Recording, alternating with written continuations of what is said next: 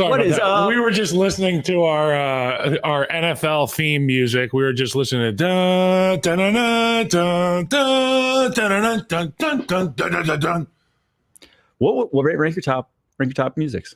I got to go CBS at the top because I hear it every Sunday before the game. That's become my pregame music. What used to be Leonard Skinner has Company now man. become whatever the composer is that came up with the NFL and CBS theme. So when I listen to it and we're watching the intro, I'm beating on the desk and Adam Shine's like, give me some. Brock Farines, give me some. But, we started to do that here a little bit, pregame music. I will say, so I think my definitive rankings. Look at that, a one shot. Hold on. Look, personal camera. Look at this. Switch the camera. Oh, he's back. Yeah, that's what I'm talking about. All right, so my personal rankings.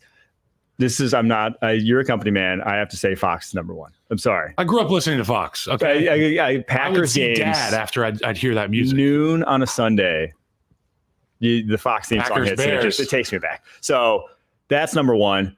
I have a hot take. NFL Networks is number two. Now, NFL Networks hasn't been a thing in a while. I'd have to obviously listen to it. Run to the playoffs. It's elite. If you know, you know. CBS 3, NBC 4, ESPN 5, Amazon. That's a hell of a whatever power Amazon is an abomination. And they kind of just like copied the music is an abomination. They kind of just went for like an amalgamation of like every other. They're like, let's just be in the ballpark. That's kind of what they did with their desks too. There's like 8 people out there. And nobody knows when to talk. We can't hate too much on the 4 sideline reports. I'm going to keep going a little bit. Okay, I'm done. All right, the big news ish. Pretty Ricky reporting. Not anyone else really willing to make it official at this point, but everyone. Who the hell's Pretty Ricky? Pretty Ricky, the dog on Twitter, who's broke a ton of news over the course of the offseason. Now, he went into hiding after the Brandon Ayuk saga. And I think after this tweet, he deleted his account actually again and deactivated. Did he get the Ayuk thing wrong? He got the Ayuk thing wrong. He thought he was going to get dealt. He had reported to the Steelers for a while. Obviously, that didn't happen. But he's now reporting that it's going to be the Jets. A lot of people saying Davante wants it to be the Jets, trying to force his way to the Jets, that he's going to get traded there. Quarterback that he knows. A lot of arrows pointing that way. And it's like from the Jets' perspective, they have a vested interest. We've seen this offense. We've seen how much they need that second wide receiver. And he's obviously the rapport he has with Aaron Rodgers. We discussed it on the show yesterday that like it's invaluable because right now he'll show up and know exactly where to be and exactly when the ball's going to come out. Aaron doesn't have to explain to him the things that you saw him explaining to Garrett Wilson after dirting the football over the middle. Well, and it's like any other place, he has to learn a playbook. And now wide receiver versus other things isn't that massive of a deal, but like you don't want to pay as much as you're going to have to pay for a guy like Davante Adams, pay him the money you're going to have to pay him, and then have this learning curve of getting him up to speed. To get him up to speed. Exactly. Yeah. There's no learning curve to get him up to speed. He knows exactly what to do with Nathaniel Hackett. I think the big thing is sight adjustments and pre-snap reads. Like when these receivers that are playing with Rodgers now, when they line up, they may see something in the defense that tells them to be a certain way, but they're not sure that Aaron sees the same thing or vice versa. Now, if you get a guy like Davante there, they know exactly what they're thinking. They've done these things so many times. It will be the right read by Davante. Aaron will be on the same page with him. I think it would be a really cool combination there with Aaron and Davante again. How far do we think they go? I think this pushes them in the conversation where they could take the Bills down the East. I think it does. We're obviously assuming that this is going to go through. When there's this much smoke, usually there's fire. So we're just going to act like it's going to happen now. I think it pushes them in the conversation with the Bills just because they have the offense now. I mean, you could say whatever you want about how poorly you think this offense is schemed up, and I don't think it's doing anything special in terms of making life easy on their quarterback. But when you have Garrett Wilson and Davante Adams, life's easy on your quarterback no matter what routes you're running, right? Like you're crossing. It's no longer an X's and O's type of win that you're going to be looking at. This is a Jimmy's and Joe's roster. Now you get Davante Adams, Garrett Wilson, Allen Lazard with the trust and connection he has with Aaron Rodgers. There's going to be a lot of options for him. And to be quite frank, if they can make this happen, and we think that it could happen very well, this does thrust them to the top, in my opinion. Obviously, you got to go beat Josh on the road, and whatever happens at MetLife happens against the Bills. But I picked them to sweep the AFC East at the beginning of the year. That's what I picked. That was my bold prediction. Is the Jets are going to sweep the AFC East. We've yet to see that happen. So with Davante Adams, it could very well come true. And we'll see. I think honestly the bigger issues with them are run defense, and we'll get to see that this upcoming weekend against the Minnesota Vikings, and we'll preview those all right after this.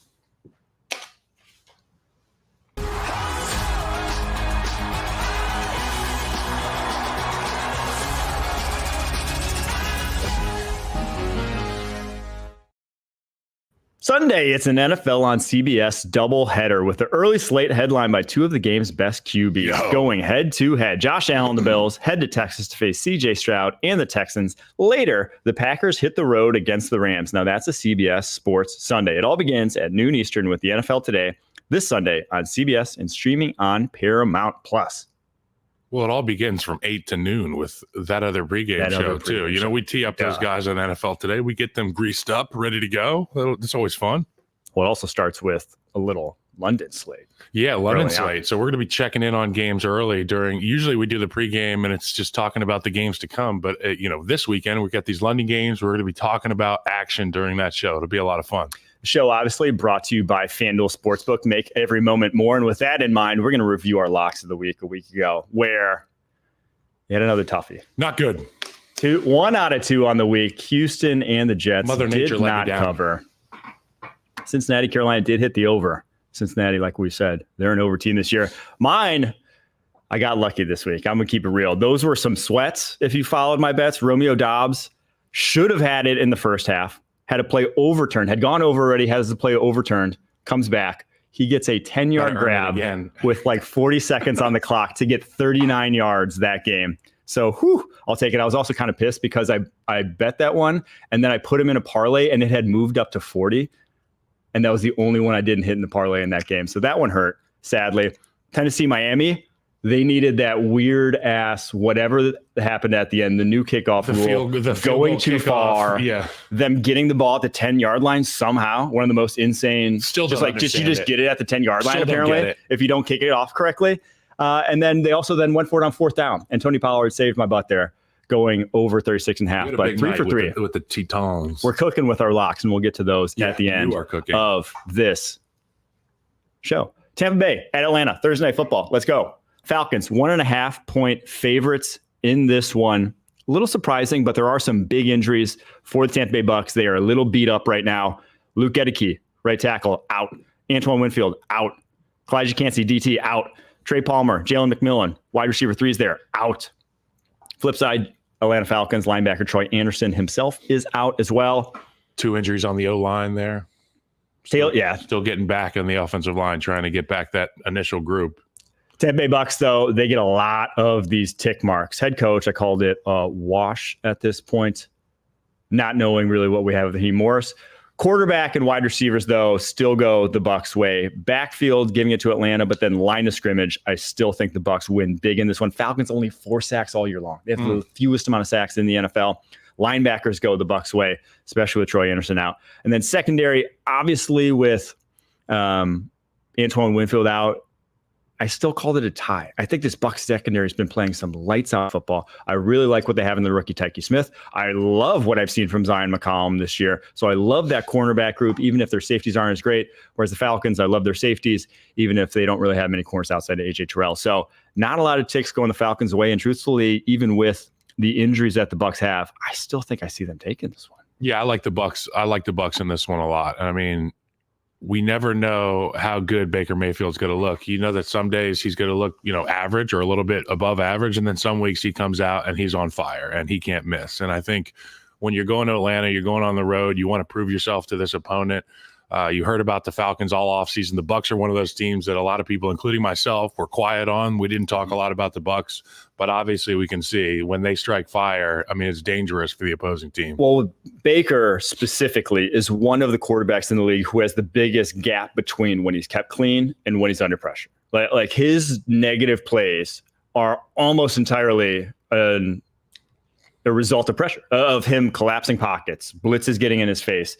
And I just don't see the Falcons being able to generate pressure in this one. So when that's the case, usually Mayfield's going off. Last 12 games, Mayfield has the most touchdowns of any quarterback in the NFL, 25 over that span. And here's a little bit of trivia for you. Yeah. Mike Evans is one of 3 non-kickers to lead a franchise in scoring in NFL history. Do you know the other 2? So he's the Bucs all-time leading scorer. Who are the other 2? Non-kickers, all-time points in franchise history. Can I get a hint? They're like, these guys. I think they're the leading scorer at their respective positions, wide receiver and running back. Jerry Rice. Yes. Jerry Rice at the top of the list. Number 2 would be Randy Moss. Nope, running back. Marshall Faulk. Emmett Smith. Emmett Smith was my next one. There you go. All-time leading rusher. And then Mike Evans. Mike Evans on that list. But yeah, I like the Bucs. But it's a short week. It's amazing how long Mike Evans has been doing it at such a high level. I mean, there's really no comp for him, right? So that's obviously no, because he's continually breaks the record every single year of most 1,000 yards rushing list. Every year since 2012 or whatever it was, it's Derrick Henry. The list is just Derrick Henry. That's kind of Mike Evans in terms of production. Yeah, I mean, just the consistency year on year. I think when we hit that Hall of Fame episode, I said at least, I was like, you can either burn really hot or you can be uber consistent for a long, long period of time. And my gosh, Mike Evans, you will not find a more consistent receiver. He's been hot and consistent. Since, he's like Sidney Sweeney. Ooh. Next. Jets and Vikings. This is a football podcast. All right. Vikings, 2.5-point favorites at home. 40.5 points is the over-under on this one. But they're in Europe. Excuse me. Sorry. That's what I just want to make sure for the people at home, because I was confused on this. Yes. This is the London game. Historically speaking, British accent? The Minnesota Vikings, or the Vikings in general, they travel across water and then they go kick ass. And somebody made the argument that, so do Jets. Jets fly across the water. Well, the Vikings are on the ground and they handle the ground game. So I'm looking forward to watching this one. I got the Vikings big time. The Vikings, didn't they win in Britain way back in They've won a lot. They've won a lot in Britain. TJ Hawkinson returns to practice, but obviously I don't think he's going to play this week. Tail of the tape says, head coach coaching going Minnesota Vikings way. Quarterback, I'm still giving it to the Jets. Aaron Rodgers looked great this year. Receivers going the Vikings way. Backfield, I called it a wash. Breece Hall, Aaron Jones, two of my favorite running backs in the NFL. O-line goes the Vikings way with the way those tackles have been playing. Brian O'Neill locked down Rashawn Gary's ass last week. D-line going the Jets way, even if, the Vikings, they get pressure, but the defensive line of this Jets team still has teeth in obvious passing situations. Linebacker and secondary, I called them both a wash. I'm punting on these. CJ Mosley likely out for this one. If that's the case, I think it probably ticks the Vikings way, but if he's healthy, probably ticks the Jets way. But I call it the wash because I don't know at this point. And if he's banged up, maybe they are even. And then secondary, two of the better secondaries in the NFL. Vikings do it with their safeties. Jets do it with their corners. Both are weapons in their own right. So I don't know. This one, I think if anyone is equipped to handle and adjust to the blitz packages, and we said about this Vikings team that they get so much play with their blitz packages when you have to silent count, when you basically have to kind of telegraph when the snap is happening, because that's when they can really take you off guard. Whereas Rodgers in London, they ain't going to get as rowdy as a home crowd would for the Minnesota Vikings. No. He's going to have the hard count as a weapon there, and he's the GOAT at it, right? He is the GOAT at getting guys to declare as blitzers. And he's called Harrison Smith, one of the toughest guys to read at that position in terms of when he's blitzing, what he's doing in terms of disguising. But he's seen this Vikings defense a lot over his career. Not necessarily Brian Flores, but the personnel on Harrison Smith and that. So I kind of like the Jets in this one. I know it might be blasphemous, but I kind of like the Jets. I've heard this a few times this week. And here's my only reasoning for going with the Vikings in Europe. It's because all of the looks pre-snap, yes, you're right. Aaron Rodgers has seen it a million times. Aaron Rodgers knows exactly what's going to happen. But the issue is, are these guys on the same page? Are they having a hive mind on offense? Because pre-snap, if you get these pressure looks, you got to know where your hot is. You got to know who the first read is. And if you're a receiver out there and you're, in tunnel vision, worried about what the coverage is instead of what the pressure package could be, you need to get your head on the same page. You need to be in the same state of mind that Aaron is. And if these guys are going to pressure and Aaron is under fire, he needs to know that his guys know exactly where the ball is going to be. And I think that this week will be another key factor in the Jets being like, we need a guy like Davante, because this Minnesota defense will get after you. They do it in a bunch of different ways with disguises. You need to see it before the snap. You need to get on the same page with your quarterback. I think the Vikings run away with this one. I think the offense could look kind of sluggish for the Jets this week. The Jets, though, they need Quinnen Williams-Sass to show up, dude. He's been a no-show more often than not this season, only 9 pressures through 4 games. This is the week. If you're going to pressure this Minnesota Vikings team and get in Sam Darnold's face, inside, it's going to happen on the inside. Those 2 tackles are too good. I don't trust the Jets to win those matchups. But the guys on the interior, whether it's him, whether it's Javon Kinlaw, they need to win those one-on-ones, because Sam Darnold versus the blitz this year, 18 of 22, 335 yards, 4 touchdowns, no picks. Guy's been... You got to win with your front 4. Slicing and dicing. All right, on to the Ravens. Oh, wait, picks for this one. I said Jets. You said Vikings. Oof. All right, we didn't need that, but that's all right. Ravens, Bengals. Bengals, 2.5-point dogs at their house, at the Jungle. And, well, it's because it's 50.5-point over-under, one of the highest of the week. It's because you see the tick marks there. Not a lot going the Bengals' way. They don't even get receivers at this point, given what the Ravens are throwing out with those two guys on the outside, but then Isaiah Likely as a weapon over the middle of the field that the Bengals just don't have right now. They don't have that third option the way the Ravens do, even if they're 1-2 or objectively better than the Ravens 1-2. So head coach goes the Ravens' way. Backfield goes the Ravens' way. O-line, I call the wash at this point with how the Ravens looked this past week and with the Bengals throwing out Amaris Mims at right tackle. And then defensively, tick the Ravens' way. Although secondary, I think, is a conversation. I think it's a little closer than maybe I gave it credit for with that tick mark. I think that's where the Bengals, if they do have a chance in this, could win. But some notables here. Miles Murphy, first round from a year ago, should be back, was designated for return Wednesday. We'll see if he's healthy enough to go. McKinley Jackson, designated for return Wednesday as well, one of your rookie DTs they drafted. And then BJ Hill, Sheldon Rankins could play this week. It really all depends on that. You get those four guys, reinforcements for this defensive line, they have a chance. None of those four play. I just don't see them having a chance in this game, unfortunately. Yeah, the Ravens are hot, and they found out this past week, the past few weeks, what this team is really capable of. They can dominate the line of scrimmage, and to your point, they've got a litany of guys that they can throw to. There's no one true superstar on that offense outside of Lamar Jackson and Derrick Henry, but when you're looking at guys like Isaiah Likely and the options you have on the outside, it makes yourself multiple. I also really like what I saw from this defense for Baltimore against Josh Allen, not just any talented offense. That's the Josh Allen-led Buffalo Bills.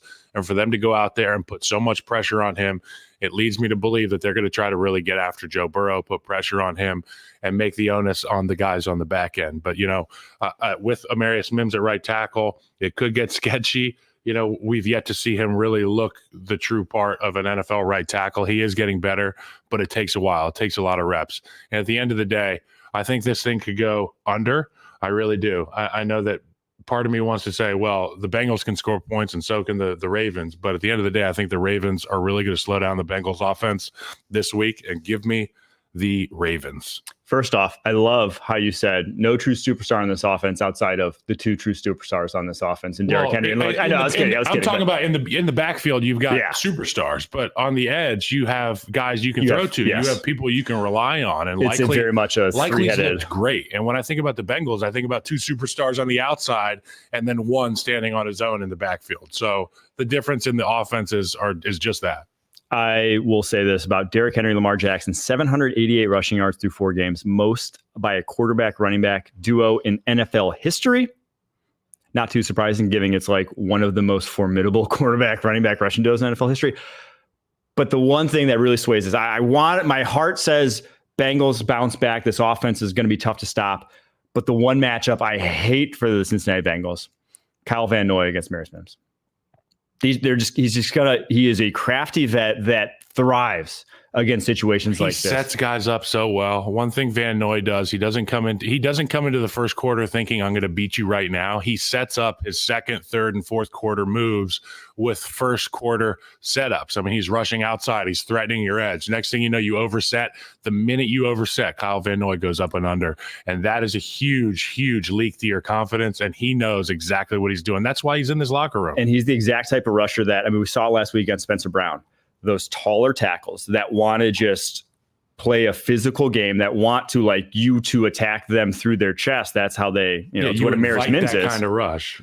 He's not going to play that game. He's going to go on your edges. He's going to set you up, and he's going to get your feet going one way and come back the other way. And that's what Amaris Mims right now is like. That's what he struggles with. So I think body type. Kyle Van Noy is that body type that really pissed me off as an offensive lineman, because you're not quite a lineman in stature and you're not quite a linebacker in stature. You're a tweener, which means you can do a number of different things that we don't necessarily practice on a day in, day out basis. So the prop's not up yet, and that's why I didn't make it one of my locks of the week. But if his sack prop comes out, take the over. That's a good thought. It's not out yet, but take the over. I'm taking the over. So he's going to get to 7.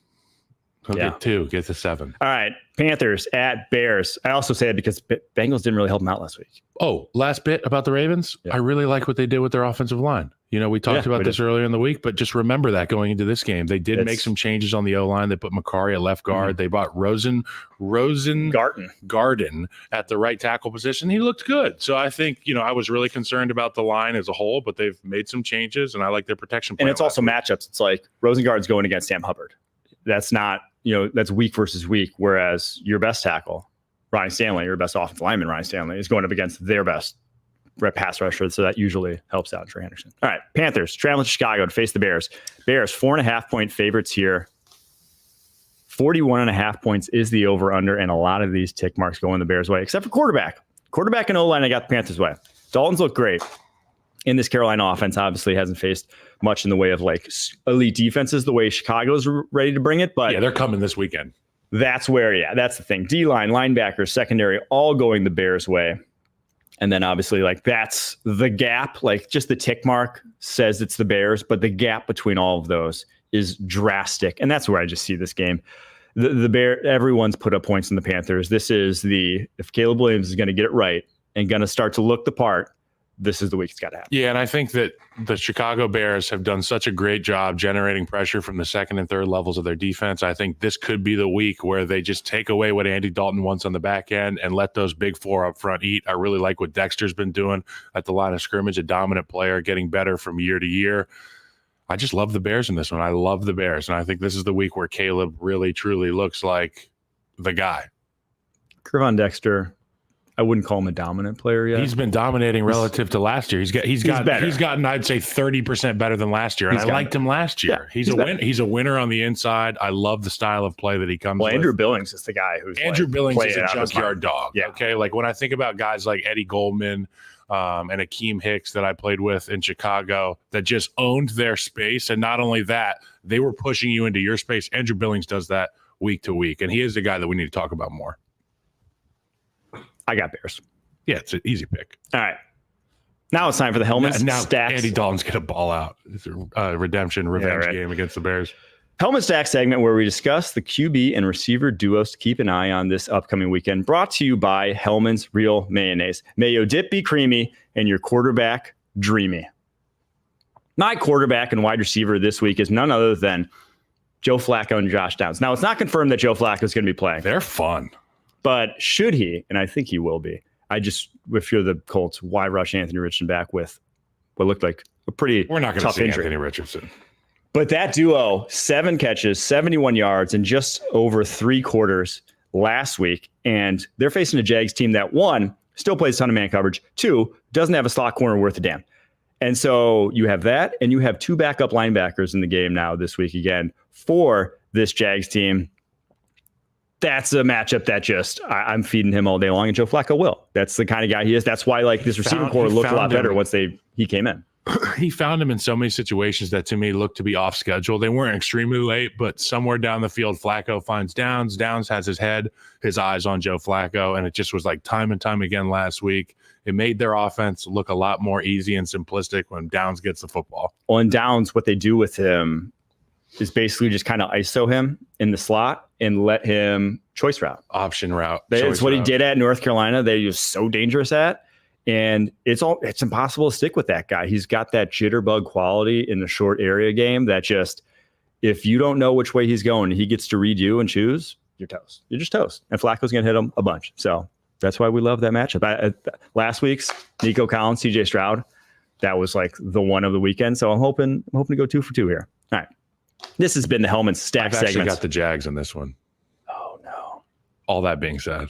Brought to you by Hellman's Real Mayonnaise. Just like these QBs and wide receiver duos, tailgate snacking and Hellman's Mayonnaise make the perfect combo, bringing out the rich and creamy taste to all your game day dishes. So give it a try, and may your game day be delicious with Hellman's Real Mayonnaise. Shop at your local Walmart, Kroger, or grocery store and add some extra deliciousness to your game day. Yeah, in this one, it's not just that matchup because the Colts do have Kwity Paye, Kenny Moore, Zaire Franklin, all not practicing this week. That's a lot of pieces on this defense that, frankly, doesn't have enough pieces to begin with. So, tail of the tape goes like this. Head coach, we got going the Colts way. Quarterback, calling it a wash at this point. That's how far the mighty have fallen in Jacksonville. Receivers, backfield, O-line. The rest of the offense, though, goes the Colts way. Defense, a different story. Jags got the D-line. Colts have the linebackers, obviously, with Jags playing 2 backups. And then secondary, I don't love either. So we're just going to give neither the tick mark in that one. You don't deserve the check mark. But the Jags is 2.5-point faves. I just don't think have earned that. And 46.5 points is the over-under there. I kind of like over, and I kind of like Colts in this one. And it's if Flacco plays. I like the Jags. If Anthony Richardson plays, I kind of like the Jags. I like the Jags. If Anthony Richardson plays, I love the Jags. But I've got the Jags even against Joe Flacco, and I just look at the history of the Colts going down to Jacksonville. They have not won a lot of games in Jacksonville. And truly, I'll tell you, when you come from one of these Midwest towns and the weather starts to break and maybe some of the leaves are turning orange up there, you go down to Florida and play, and it is still the dead middle of the summer here. I feel like that is something that you can't really measure, but it is absolutely something that players will feel when they get off the bus and they bring it out to the field. I feel it. Freaking every day. Dude, it's my car. It's balls hot here, dude. The worst part is it's 80 degrees at midnight. Yes. I'm trying to, maybe do anything outside after dark, and then you just sweat. So, but wait till you have kids, and then it's like, oh, you want to go outside and ride your bike at 1 p.m. It's 99 degrees? Sure. I love you. Let's go do that. Looking forward to it. All right, Dolphins, Patriots.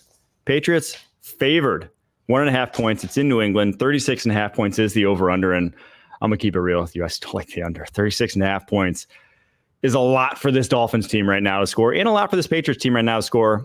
Dolphins, though, they're super underpowered. Jalen Phillips put on IR this week with a knee injury. Bradley Chubb already out for this one. Not a lot walking through that door for this Dolphins team. Offensive line issues. No Tua Tagovailoa. Other side, though, Patriots, their wide receivers have only 54 yards after the catch this entire season, the lowest of anyone in the NFL. By in total? Total. Kind of insane. This is just... That's unpatriotic. We don't even need to go through the tail of the tape. It's more just like, who's watching this outside of Miami? We got to get those Minutemen it's tough. Put their rifles down and go help the cause. Maybe go play some receiver out there. The Dolphins at this point, if say they shut down Tua for the season, and they very well may, right? Like that's an option at this point. Even if doctor says two more weeks, I don't see if 2 more weeks, and especially traveling to New England. I like the Patriots in this one. They at least have pieces somewhere that I love. And it's like the best pieces on Miami are these wide receivers. But when you have no one that can hit them, they kind of just are decoys. There's nothing. They're not impacting the game, unfortunately. And the Patriots have a good secondary. The Patriots have a great defensive line. They're going to cause a lot of problems for this Dolphins offense. Whereas on the flip side, Dolphins can't stop the run if the Patriots want to just pound it down the throat. So I think that's the difference. And I think Patriots win. I like the under. And I think if you're the Dolphins, you're like seriously they're seriously on track for like a number 1, number 2 overall pick at this point. Unfortunately, that's just what they look like. I agree. You got to sit Tua down. You got to do what's best for your team and what's best for Tua, and not in that order. And doing what's best for Tua will eventually benefit this team. You get a higher draft pick. You get what you want, what you need. But at the end of the day, this football game comes down to the New England Patriots defensive secondary having their eyes right. And I think when you look at last week's game, without Tua, you're looking at Snoop Huntley in the offense, and Tyreek was saying, you better strike up the band. It's going to be a big one. Then you watch the game. It's an archaic offense. It looked like they were just stuck in the mud. I really think this week Mike McDaniel will have some stuff, gadget plays, schemed up, some reverses, getting your guy Snoop Huntley in space with the football, not just standing back there and double pumping in the pocket every time. So you got to be on your P's and Q's. If you're the New England Patriots, you cannot allow huge plays. It does blow my mind that the Dolphins, with one of the fastest receiving corps in NFL history, have, without a doubt, the weakest arm quarterback room in the NFL. Between Tua, between Skylar Thompson, between Snoop Huntley. Like, if any of those guys could throw it 60 yards on an NFL field right now, I'd be surprised. Yeah. Like, why not just toss a Joe Milton in there? Like, why not just like take any guy who somebody with a rocket it? Launcher attached? It's like maybe you score once, but yeah, the Dolphins right now. Here's the question I want to ask: should worst case scenario happen again, they shut down Tua, just like it goes the way we've seen. They're the first team since the 2017 Browns to not lead through 4 games. They haven't led once. If it goes that route and they get, say, top 3 pick, do you draft a quarterback in next year's draft? And I think there will be, I'll just say from what I've seen right now, I think there will be a couple guys. So I like Cam Ward. I like Shedeur Sanders. Cam Ward in that offense. Shedeur Sanders is going to throw his offensive line into the bus every week. Pass. Quinn Ewers. How about you sell some Louis bags and buy some O linemen? How about that? How's that for a business plan? But just say in a say there's a guy there who is Cam built. Ward. Give me a Cam Ward. Okay, so let's say there is. Are we taking him and pass? Or are we trading the pick? I'm taking a quarterback that can quite literally take the top off of any defense. And you got to have somebody with top-end arm talent. We've seen around the league, the best guys are the guys with top-end arm talent who, when the mesh concept isn't there, but you've got that deep over, somebody can split a cover 2 safety, throw it over a man defender and drop it in the bucket. That's what you need in the league. You need that. Obviously, you need the guy to make the intermediate throws, make the right reads, sight adjustments, hot routes. But at the end of the day, this is still a physical skill-based game. And if you don't have the skill of throwing the football at an elite level, we don't need you on our roster.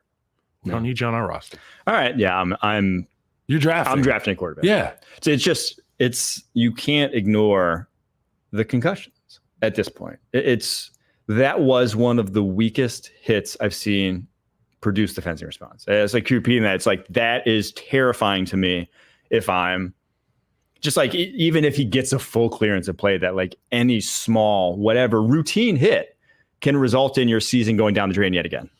So I had a computer one time, like one of these big wide monitor computers, and it has one of those HDMI cables that goes in the back. You know what I'm saying? Yeah. And sometimes when you adjust the monitor, the cable falls out. Okay. And the longer you have that cable and monitor, the more it falls out. This is kind of like the Tua situation. It's kind of like his brain. You know, even if you like bump the table a little bit, the thing will fall out. And unfortunately, we are talking about his brain, but that's the reality of the situation. The more concussions, the more apt you are to have these concussions, the more sensitive your brain is to the effects of a concussion. And you see the fencing response immediately after a hit like that. And you know, that was honestly, I'm talking about the drafting a quarterback. That was honestly probably I'm not even taking into account the concussions. I'm just saying from a pure performance standpoint, from the throws that I have seen not get there on the deep balls, you need a guy who can get it to you. And I know Mike McDaniel would be a lot happier with a quarterback who could throw it down the field. And it's unfortunate that we have to talk about this right now with Tua being where he is physically. But that's the NFL. It's not for long. What have you done for me lately? And who's up next? No joke. That was an incredible analogy. I think that was a very apt analogy for kind of how the monitor. Yeah, I honestly think it kind of is. All right, we'll get off that. Bills, Texans. One of the games of the weekend. Traveling to Houston. Texans. Best Bills helmet, by the way. Texans dogs in this one to the Houston Texans. 47.5 points is the over-under. So we're expecting some fireworks.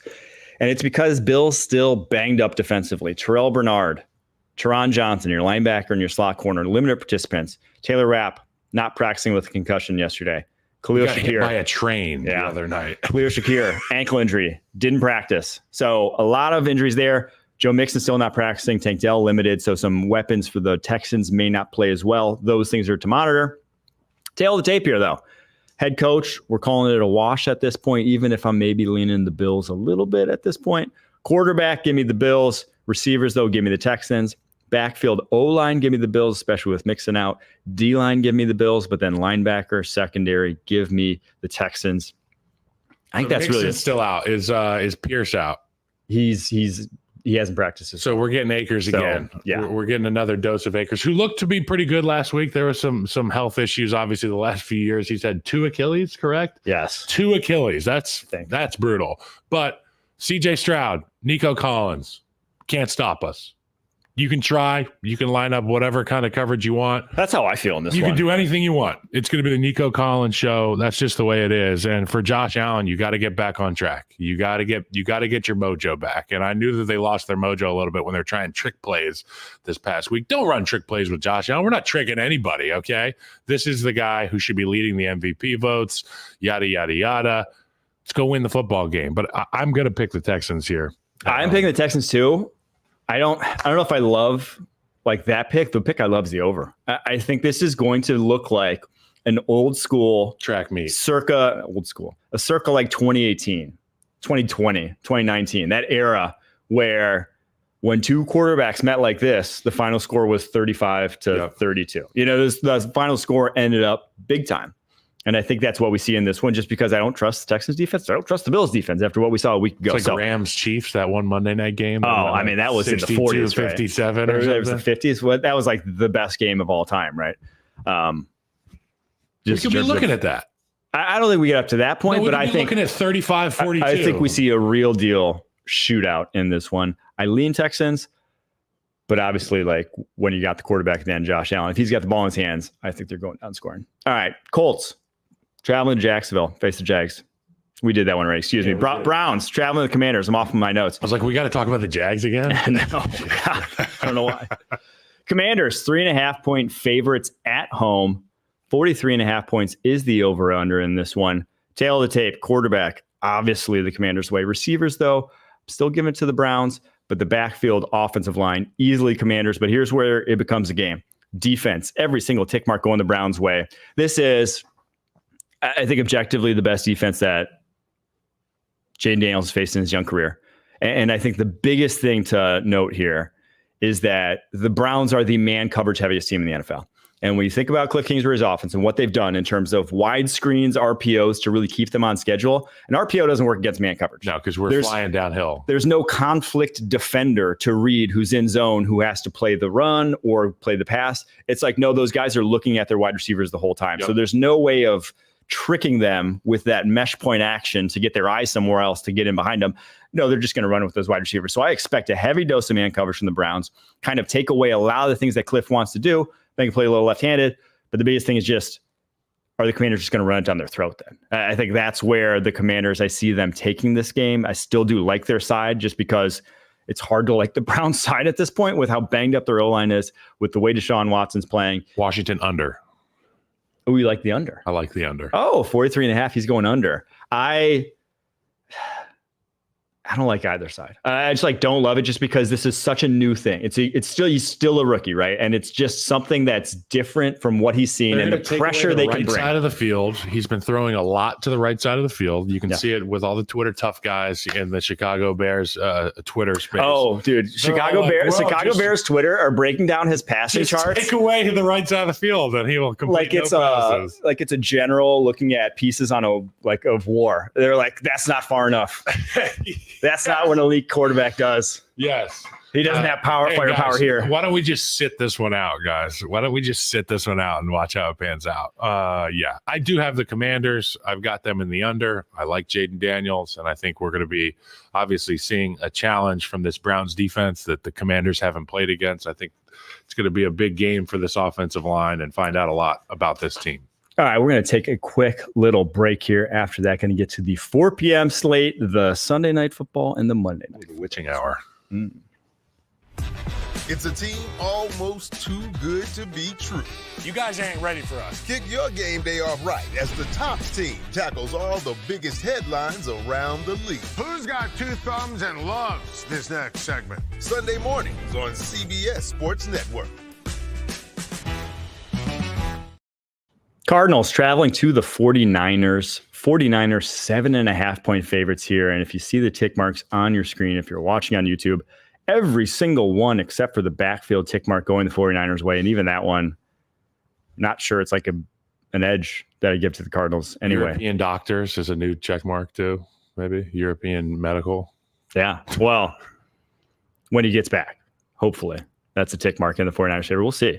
Who are the other famous didn't Kobe go to My older Germany? brother Chris went. He went to Germany? Chris went to Germany, yeah, for sure. And I forget what he went for. We have so many ailments as pro athletes. You forget what you went to go get fixed or treated. But yeah, guys are doing this all the time. I know people go to Mexico for stuff. People go to Europe, all types of stuff that aren't exactly acceptable treatments. People are going to go find them. When you're a pro athlete, you'll do anything you can. And for Christian McCaffrey, not only is a pro athlete, but his entire team is relying on him. Well, and if you're a balding older male and you go to Turkey. Stop. I've never been to Turkey, obviously. I've seen those videos, though, where the people come home from the hair transplant surgeries, the Turkish hair transplant surgeries, and it's an entire business class of people with bandages on their head. I just think it's a funny visual. Yeah. This game, though, I mean, there's not a lot to discuss just because there's not a lot where it's like, hey, the Cardinals could sneak in and win here. There's not a great matchup for them, unfortunately.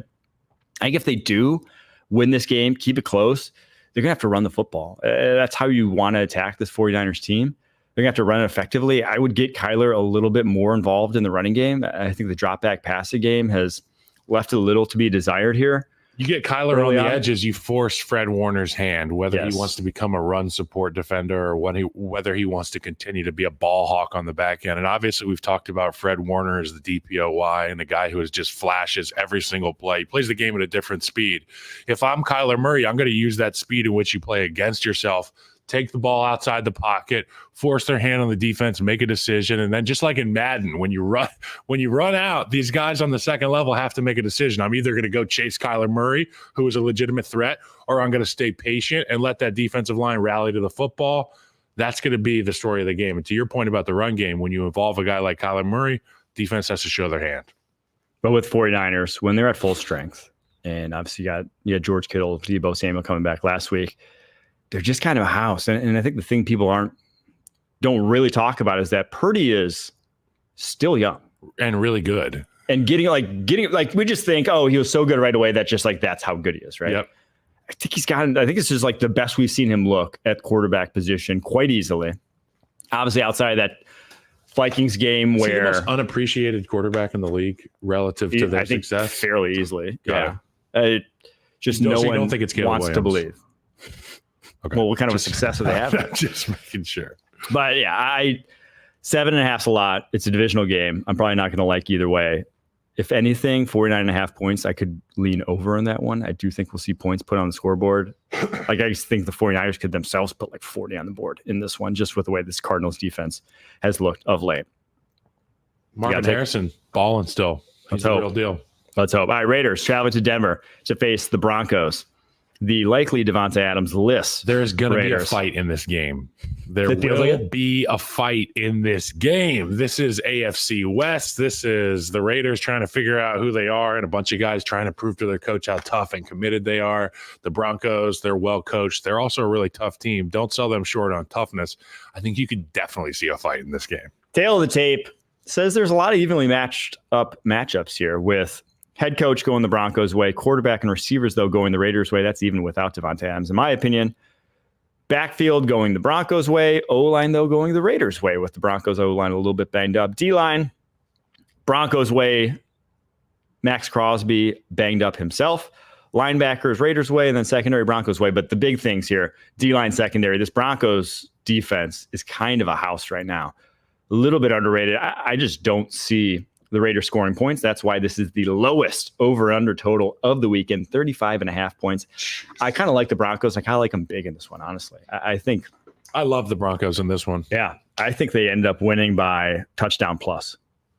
I just think the Raiders, when you've had as much strife as they've had this week, and when the Broncos, when you're going against a team in the Broncos that just like what they can bring from their front seven, from a blitz perspective, you're just going to have a hard time putting points to scoreboard. And then like the blitz packages with two corners that can stick with anyone. I said the Broncos were one of the man heaviest teams in the NFL. Broncos are right up there behind them. Like they trust those guys on the outside. Yeah. And they should. And especially with Davante Adams out, you should against these Raiders wide receivers. So if anyone's going to have a big game, I think if you're the Raiders, Brock Bowers, Michael Mayer, this is their chance. Middle of the field. This is his time to shine. Probably where they're going to try to live. All right. Packers traveling to Los Angeles to face the Rams. Rams, one of the few home dogs of the week, 3-point dogs, 48.5 points is the over-under. I'll be honest, I don't think 3 points is enough. You look at the tick marks, every single one going the Packers' way. I think it's kind of a wash at head coach, quarterback, and linebackers, but there's really nowhere I see the Rams having an edge. And also, I don't see them having an edge in home field advantage. Because it's going to be all Packers fans. Yes. So no Cooper Kupp still. Now, the Packers dealing with their own injuries. Jair Alexander didn't practice Wednesday. Kenny Clark didn't practice Wednesday. Christian Watson is out. I'll be honest, I don't think that's a massive deal for the Green Bay Packers.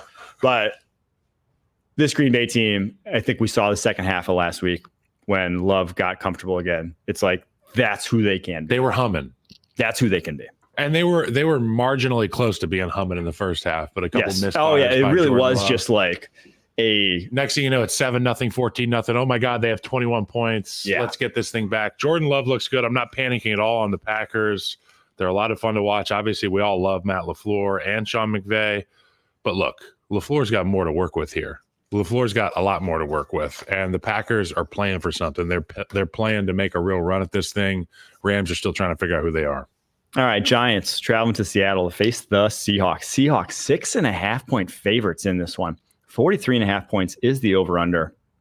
I don't think it's a big enough spread. Really? Okay. We'll get to that in 1 second. I'll just say this. Cheney Nwusu, Leonard Floyd, limited participants. Boye Mafe, Byron Murphy didn't practice yesterday. So that the 4 D linemen that we said were out against the Lions, they may be without at least 2 of them still this upcoming weekend.